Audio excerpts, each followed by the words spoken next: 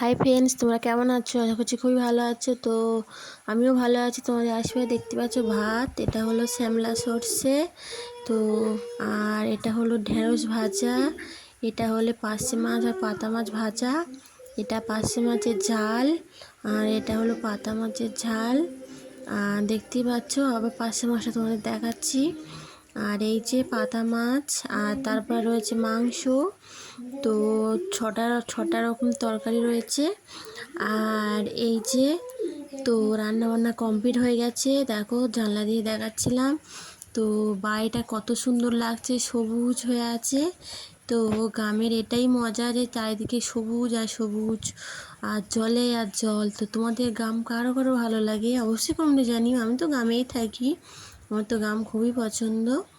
তো দেখতেই পাচ্ছ, তো আমি একটু পোস্ট দিচ্ছিলাম। তো ভিডিওটা কেমন হয়েছে অবশ্যই কমেন্টে জানিও।